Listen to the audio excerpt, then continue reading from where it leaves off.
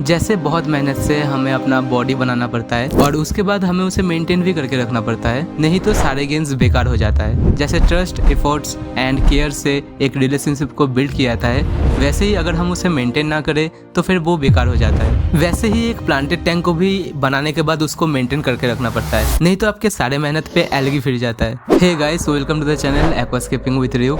और आज का वीडियो बाकी वीडियो से थोड़ा अलग होने वाला है और मेरे इस वाले वीडियो के साथ सिर्फ प्लांटेड टैंक कीपर्स नहीं बल्कि सारे फिश टैंक कीपर्स भी रिलेट कर पाएंगे, क्योंकि आज हम बात करने वाले हैं वीकली टैंक मेंटेनेंस के बारे में।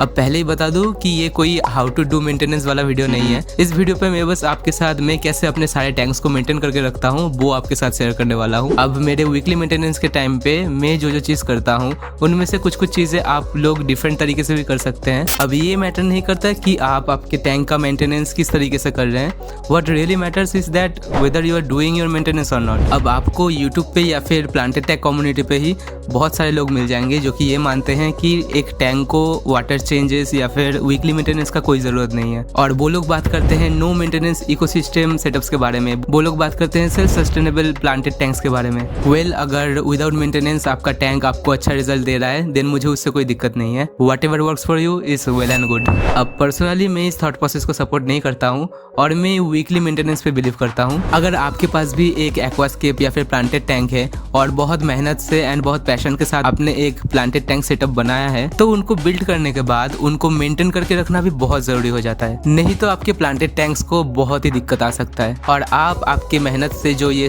प्लांटेड टैंक का सेटअप बनाया है उससे आप जो ब्यूटी या फिर उससे जो एस्थेटिक्स आप एक्सपेक्ट कर रहे हैं वो आपको नहीं मिल सकता। अब हर एक प्लांटेड टैंक कीपर जो कि एक नया प्लांटेड टैंक सेटअप बनाते हैं वो लोग हमेशा एक self sustainable and ecosystem setup नहीं बनाता जो कि विदाउट मेंटेनेंस रन कर सकता है। And most of the aquascapes and fancy looking planted tanks can't really survive without your contribution. And what is your contribution? That is weekly maintenance.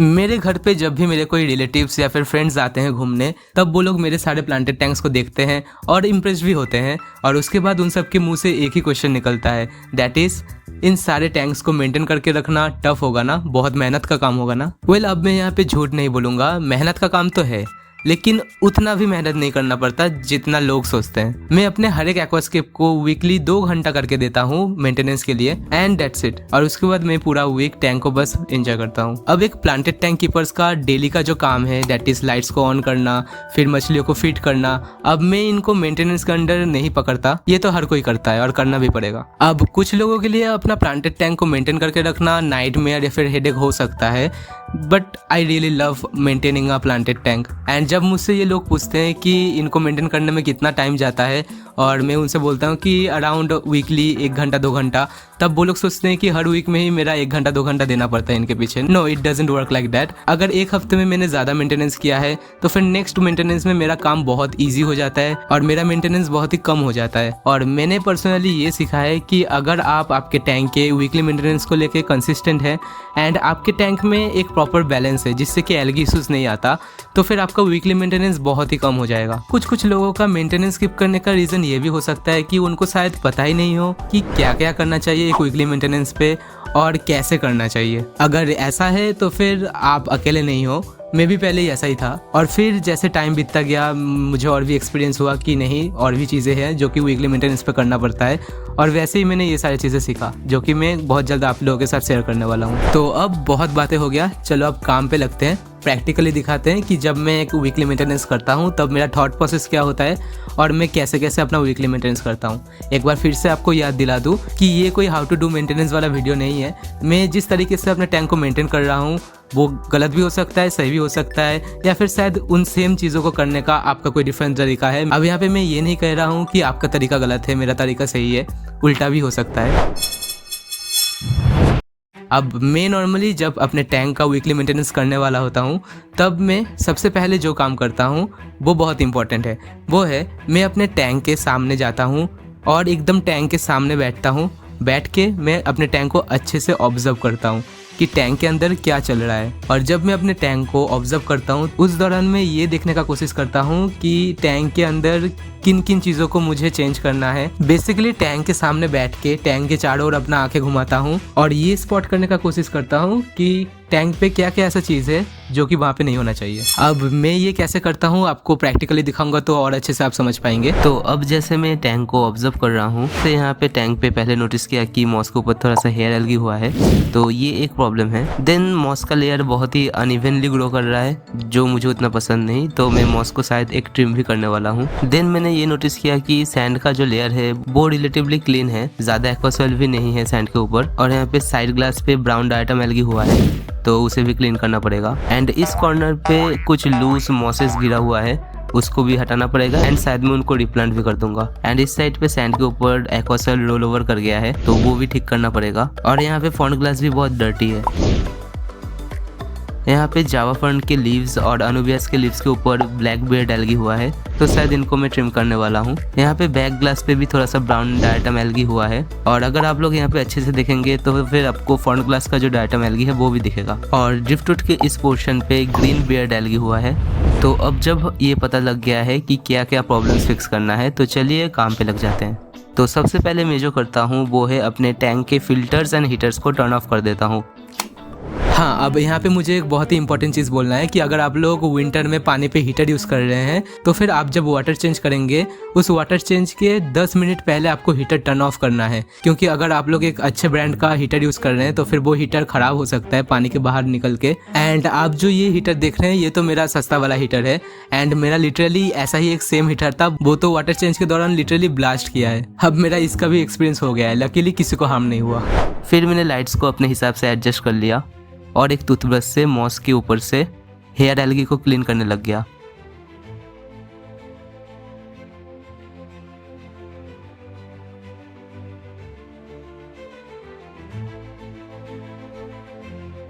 और at the same time मैंने ड्रिफ्टवुड्स को भी clean कर लिया। अब टूथब्रश से normally ड्रिफ्टवुड्स के ऊपर से जो लूज डायटम एल्गीज होता है वो साफ हो जाएगा, लेकिन जो ग्रीन ब्रश एल्गी है वो बहुत ही टफ होता है, वो इतना इजीली टूथब्रश से ड्रिफ्टवुड से नहीं उठेगा। तो वो कैसे क्लीन करता हूँ मैं अभी दिखाता हूँ। अब उससे पहले मैं अपने ग्लास को क्लीन कर लेता हूँ, इससे आपको बेटर व्यू मिलेगा। तो मैं ट्विज़र से कोशिश करता हूँ कि ग्रीन ब्रश एल्गीज को पकड़ के उसको अपरूट करने का, बट उससे भी उतना अच्छा काम नहीं होता है और बहुत टाइम लगता है। तो मैं यूज़ करता हूँ एक शार्प फॉरसेप। अब आप इसके जगह पे कोई भी स्मॉल नाइफ यूज़ कर सकते हैं, और इससे जो ये ग्रीन ब्रश एल्गी है उसको हम लोग इजीली स्क्रैप ऑफ कर सकते हैं ड्रिफ्टवुड से।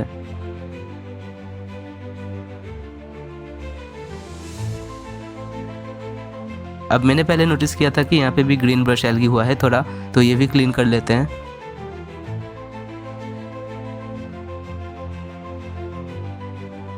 तो चलो अब मॉस के लेयर को एक क्विक साइफन दे देते हैं, इससे मॉस के अंदर ट्रैप्ड जो भी डर्ट्स एंड डेब्रिस हैं वो भी क्लीन हो जाएगा। और इससे पहले जो हेयर एल्गी को हमने टूथब्रश से क्लीन किया था वो जो यहाँ पे फ्लोट अराउंड कर रहा है उसको भी हम लोग साइफन आउट कर लेंगे एक ही साथ। ये मॉस एक स्पंज की तरह डर्ट एंड डेब्रिस को अपने अंदर ट्रैप करता है, तो इसीलिए ये स्टेप बहुत ही इंपॉर्टेंट है।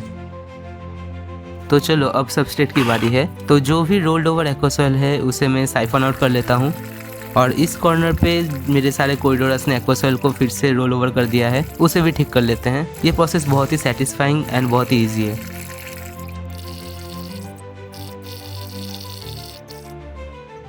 अब पहले जो मैंने नोटिस किया था कि यहाँ पे जावा फर्न्स के लीव्स पे ब्लैक ब्रश एल्गी हुआ था, तो जिस लीव पे सबसे ज़्यादा ब्लैक बियर्ड एल्गी हुआ था मैंने उसको ट्रिम कर दिया। अब बहुत लोग ये सोचते हैं कि प्लांट्स को ट्रिम करना मतलब मैं एक लीव्स लूज कर दूंगा, मतलब जावा फर्न अगर खरीदा है उसमें 10 लीव्स है तो फिर एक में अगर ज्यादा सा एल्गी भी हो जाए ना तो फिर लोग हिचकिचाते हैं कि मैं एक लीव खो दूंगा।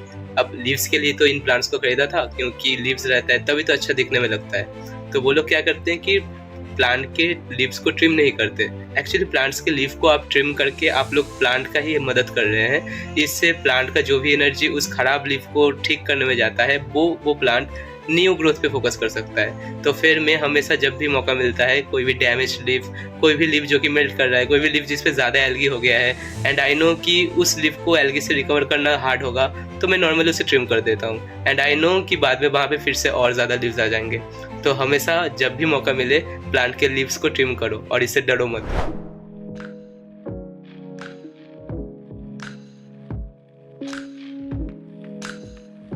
तो मैंने मेरे फिल्टर का जो इनलेट था उसको भी एक बार ब्रश कर लिया, क्योंकि नॉर्मली वहाँ पे डिब्रिस फंस जाता है तो पानी का फ्लो कम हो जाता है। और फिर उसके बाद मैंने अपने मॉस को ट्रिम करने लग गया। ये उतना हार्ड नहीं है, लेकिन ये स्ट्रेट सीजर से प्रॉब्लम होता है थोड़ा, तो अगर आपके पास बेंट सीजर है तो फिर काम और भी ईजी हो जाता है।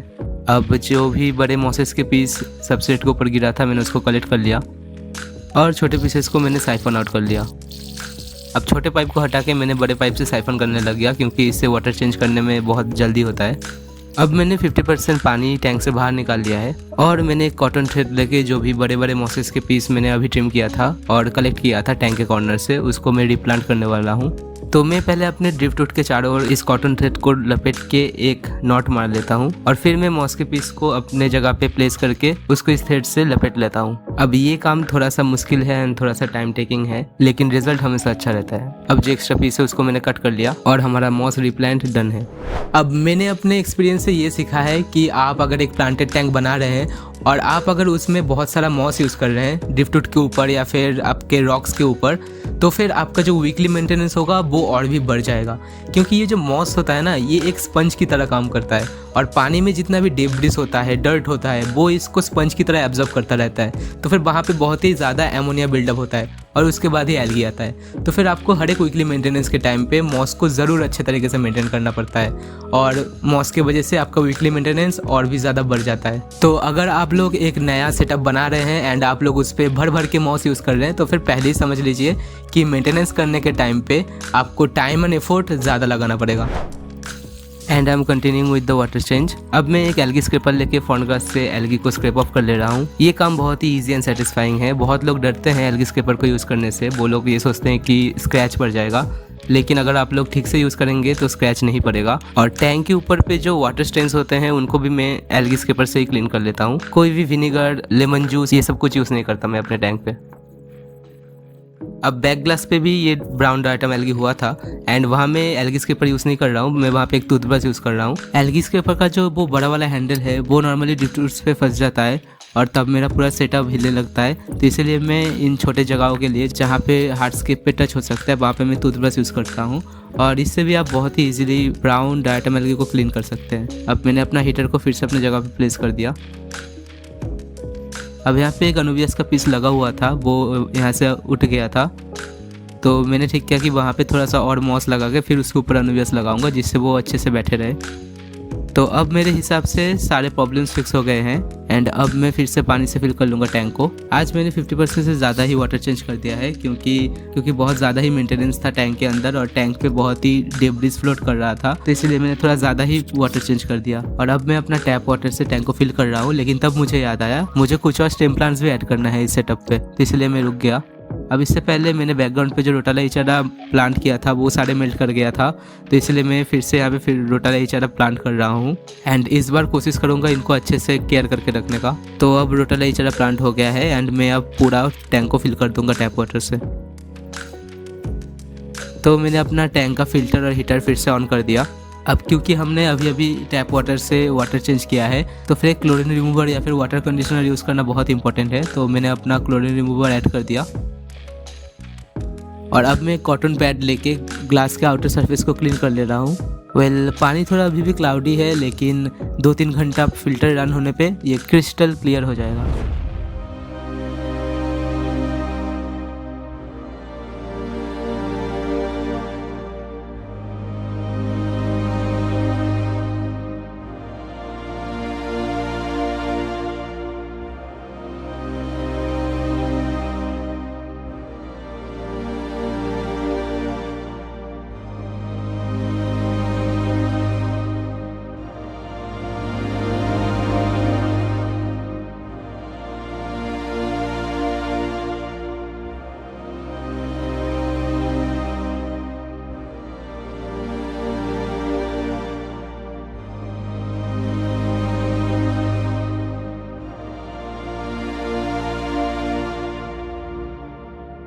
अब यहाँ पे मेरे तरफ से आप लोगों के लिए एक टिप है जिससे आप लोग अपना वीकली मेंटेनेंस नहीं मिस करेंगे।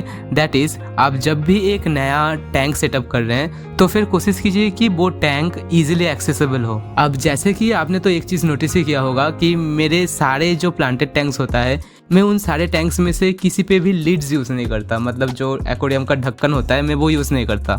और मेरा पानी का लेवल नॉर्मली अपर एंड से 1 इंच नीचे रहता है, बस इतना ही। और मेरे पास बेटा फिश भी है, मेरे पास कोरिडोरास भी है, मेरे पास अमानो श्रिम्प्स भी है। एंड मैं पर्सनली कभी भी ये नहीं देखा कि ये मछलियाँ जम करके बाहर आ गया है। तो मेरे जितने भी प्लांटेड टैंक्स है वो सारे ओपन टॉप टैंक्स हैं। तो ओपन टॉप टैंक्स होने के लिए मेरा मेंटेनेंस का प्रोसेस और भी ईजी हो जाता है। बस अपने टूल्स को एक साथ लो, फिल्टर को हीटर को ऑफ करो और लग पड़ो। कोई ढक्कन वक्कन ऊपर से सामान वामान हटाने का झमेला नहीं। अब जैसे देखो यहाँ पे एक स्टेम प्लांट अपरूट हो गया है। अब अगर मुझे इसे जल्दी से निकालना होगा तो हियर इट इज़। इतना इजी है अगर आपके पास एक ओपन टॉप टैंक है तो। अब अगर आपके टैंक पे लीड लगा हुआ है तो फिर पहले लीड को उतारो, फिर टैंक पे हाथ घुसाओ, फिर लीड को फिर से चढ़ाओ, तो बहुत झमेले का काम है। तो इसीलिए मुझे ओपन टॉप टैंक पसंद है और इस पर मेंटेनेंस करना भी ईजी होता है। अब अगर आपके टैंक के ऊपर एक बड़ा सा लीड लगा हुआ है, लीड के ऊपर भी कुछ रखा हुआ है, तो फिर आप जब मेंटेनेंस करने जाएंगे तो फिर आपको पहले लीड उतारना पड़ेगा, फिर उसके ऊपर अगर कोई सामान है उनको उतारना पड़ेगा। तो आपको तो इन सब के बारे में सोच के ही मेंटेनेंस करने का मन नहीं होगा। लेकिन अगर ऐसा एक ओपन टॉप टैंक है तो फिर आप बस अपने टूल्स को एक साथ लाएंगे, फिल्टर्स और हीटर्स को ऑफ करेंगे और लग पड़ेंगे अपने काम पे। एंड जैसे कि आप देख सकते हैं कि ये टैंक अभी भी चकाचक हालत में है। एंड ये फिशेस अभी डर के छुप नहीं रहा है, मुझसे कंफर्टेबल हो गया है शायद अभी, इसलिए यहाँ पे घूम रहा है। अगर यहाँ पे हाथ लाओ तो शायद ये लोग आएंगे। चलो एक तो आया, चलो ठीक है। फिर भी तो जैसे कि आप देख सकते हैं कि ये टैंक अभी बहुत ही अच्छे हालत में है। एंड मैंने 6 दिन पहले इसको मेंटेन किया था। उसके बाद मैंने इस टैंक को हाथ भी नहीं लगाया है, बस मैं लाइट ऑन ऑफ करता हूँ। और मेरा जो नॉर्मली फर्टिलाइजर्स ऐड करने का शेड्यूल रहता है मैं वो मेंटेन करता हूँ। तो आप इस टैंक को देखिए और देख के बोलिए कि इसमें कितना मेंटेनेंस करने का ज़रूरत है। अब लास्ट वीक में मैंने एक बड़ा मेंटेनेंस किया इस टैंक के ऊपर। नॉर्मली फ्रंट ग्लास को क्लीन किया है, ड्रिप टूट को टूथब्रश से अच्छे से क्लीन किया है ताकि जो भी एल्गी था या फिर ब्राउन एल्गी था वो उठ जाए। उतना एल्गी था भी नहीं यहाँ पे। और मेरे यहाँ पे मेन प्रॉब्लम था मोंटे कार्लो के ऊपर थोड़ा थोड़ा हेयर एल्गी हो रहा था, तो उसे मैं ट्विज़र से अलग कर दिया हूँ। तो अभी ज़्यादा हेयर एल्गी नहीं है, मुझे पूरे हिस्से में से बस थोड़ा यहाँ पे दिख रहा है हेयर एल्गी, जो कि मैं ऑब्वियसली ट्विज़र से अगर मैं उठा लूँ तो वो हेयर एल्गी अलग हो जाएगा, फिर मैं फेंक दूँगा उसे। और लास्ट वीक में मैंने स्टेम प्लांट्स का ट्रिम किया था क्योंकि वो स्टेम प्लांट्स कुछ कुछ ग्रो करके पूरा सरफेस तक आ रहा था। अब हम स्टेम प्लांट्स को जितना ट्रिम करेंगे और रिप्लांट करेंगे ये स्टेम प्लांट्स उतना ही बुशी लुक देगा एक। तो मैं उसी चीज़ के लिए उसको ट्रिम किया है।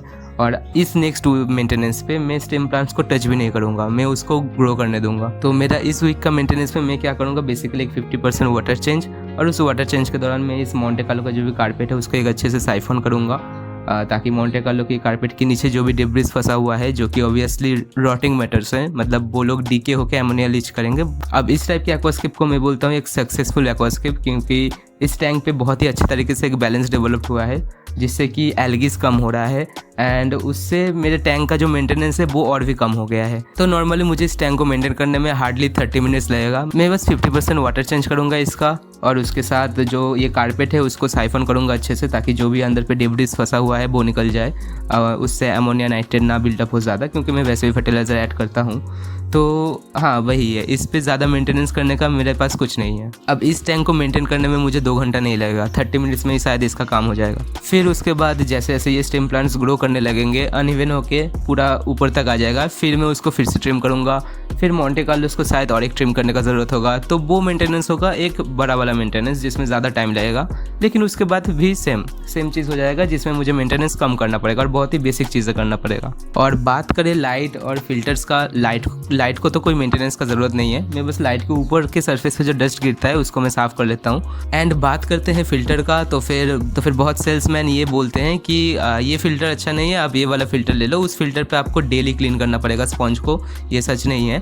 अगर आप लोग बहुत दिनों से फिश कीपिंग कर रहे हैं या फिर बहुत दिनों से प्लांटेड टैंक्स रख रहे हैं तो फिर शायद आपको ये पता होगा कि फ़िल्टर में बेनिफिशियल बैक्टीरिया होता है। फ़िल्टर के जो भी स्पॉन्ज है उसमें बेनिफिशियल बैक्टीरिया होता है। एंड कोई भी फिश टैंक या फिर कोई भी प्लांटेड टैंक कीपर वो नहीं चाहेगा कि उसके टैंक का जो स्पॉन्ज में बेनिफिशियल बैक्टीरिया है वो लोग खो दे, क्योंकि वो बहुत ही हेल्प करता है टैंक के बायोलॉजी में। तो जो लोग दुकान में ये सब बोल के बेचते हैं चीज़ों को कि आपके फ़िल्टर का स्पॉन्ज को आपको हर वीक क्लीन करना है, वो झूठ है। एंड आप लोगों को भी ये नहीं करना चाहिए, मिस इन्फॉर्मेशन मत स्प्रेड करो प्लीज़।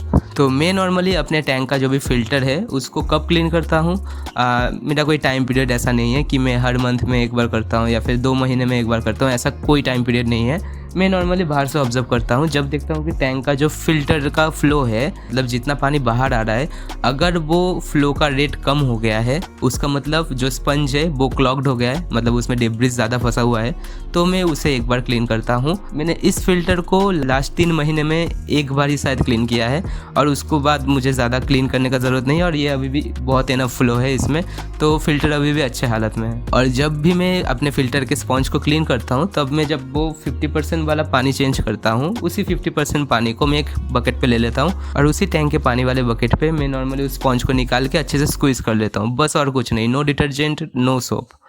देन मैं उसको फिर से रिप्लेस करके अपने फ़िल्टर को ऑन कर देता हूँ, बस इतना ही करना है। और तभी करना है जब आपको बाहर से ऐसा लगे कि आपके फ़िल्टर का फ़्लो कम हो गया है। अब बात करते हैं फ़िल्टर के अंदर पे, मतलब टैंक के अंदर फ़िल्टर का जो पार्ट रहता है उस पर नॉर्मली डायटम एल्गी आता है जो कि ब्राउन कलर का होता है, कहीं कहीं ग्रीन भी होता है, तो वो देखने में बहुत ही डर्टी लगता है टैंक पे। अब उससे आपके टैंक के बायोलॉजी को कोई दिक्कत नहीं है एंड आप चाहे तो उसको क्लीन कर सकते हैं, नहीं भी कर सकते हैं। जैसे कि मुझे लास्ट टाइम एक बड़े मेंटेनेंस के टाइम पे मैं सारी चीज़ों को ट्रिम किया था, तो तब मुझे वक्त नहीं मिला था एंड तब मैंने इस फिल्टर का जो भी इनलेट है मैंने उसको क्लीन नहीं किया, इसलिए वो अभी भी थोड़ा सा डर्टी है, ब्राउनिश ग्रीनिश एल्गीज हुआ है, डायटम एल्गीज। तो शायद नेक्स्ट मेंटेनेंस के टाइम में मैं उसे अच्छे से टूथब्रश से क्लीन करूँगा, लेकिन ये उतना इंपॉर्टेंट नहीं है, ये बस एक क्लीनलीनेस का चीज़ है कि ये फ़िल्टर का पार्ट टैंक के अंदर रहता है, तो फिर इसको देखने में और भी अच्छा लगेगा अगर ये क्लीन रहेगा। लेकिन हमें एक अच्छा लुक चाहिए, क्योंकि जो लोग देखेंगे टैंक को वो लोग देख पाए कि हाँ कितना साफ़ सुथरा वेल मेंटेन्ड है, तो उसी के लिए मैं उसको क्लीन करूँगा। अब आप शायद बहुत बार इस टैंक को मेरे चैनल पर देख चुके हो, मैं नॉर्मली इसी टैंक के साइड में ऐसे ही खड़ा होकर बात करता हूँ आपसे। आप जो ये टैंक देख रहे हैं ये कोई एक्वास्केप नहीं है एंड मैं इसको एक एक्वास्केप बोलता भी नहीं हूँ, क्योंकि ये मेरा एक नॉर्मल प्लांटेड टैंक है एंड बिलीव मी मेरे उस नैनो एक्वास्केप से इसमें मेंटेनेंस और भी कम है, क्योंकि नॉर्मली मैं जो भी प्लांट एक्स्ट्रा रहता है मेरे पास, मैं उन प्लांट्स को यहाँ पे प्लांट कर देता हूँ ताकि वो प्लांट ख़राब ना हो और बाद में उसे यूज़ कर सकूँ। और नॉर्मली मुझे जो फिशेस अपने मेन एक्वास्केप्स पे नहीं चाहिए उन फिशेस को मैं इस टैंक पे रखता हूँ, या फिर कोई भी फिश जिसको मैं कोई एक नया एक्वास्केप पे ऐड करने वाला हूँ लेकिन अभी भी वो टैंक रेडी नहीं है, तो फिर मैं नॉर्मली उन फिशेस को इस टैंक पे स्टोर करके रखता हूँ। एंड बिलीव मी मैं इस टैंक पे वीकली वाटर चेंज नहीं करता हूँ,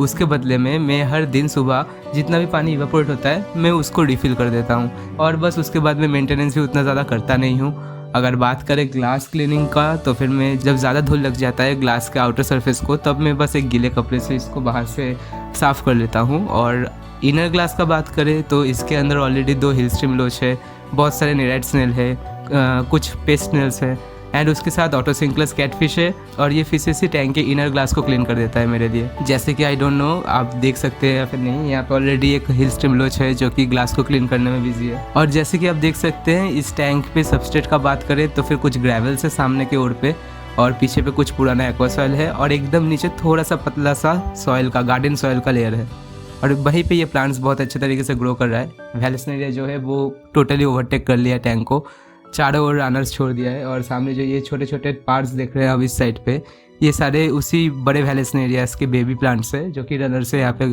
उगा है। और इस पार्ट पे ये सारे क्रिप्टोकोराइन के स्पीसीज है जो कि इस टैंक पे पहले था, मतलब पहले इस टैंक का हालत कुछ इस जैसा था जिसको मैं क्रिप्टोकोराइन जंगल बोलता था, क्योंकि यहाँ पे नॉर्मली क्रिप्टोकोराइन के ही सारे स्पीसीज था। फिर मैंने ठीक किया कि उस एक्वास्केप को मैं नहीं रखूँगा, तो इसीलिए उन स्टोन्स को बाहर निकाल लिया एंड उन प्लांट्स को भी बाहर निकाल लिया था।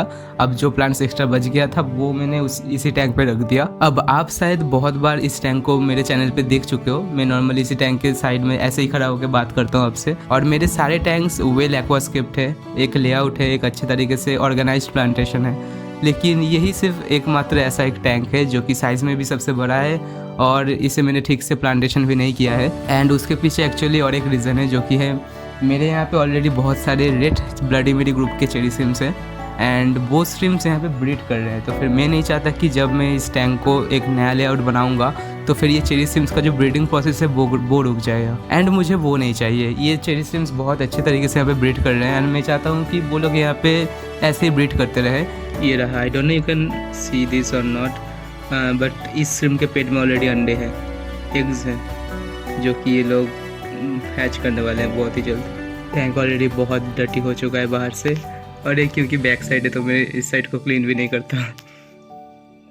अब शायद आप लोग एक देख पा रहे हैं श्रिम्प के पेट पे, एंड मैं बहुत एक्साइटेड हूँ कि कब ये श्रिम्प्स बाहर आएंगे।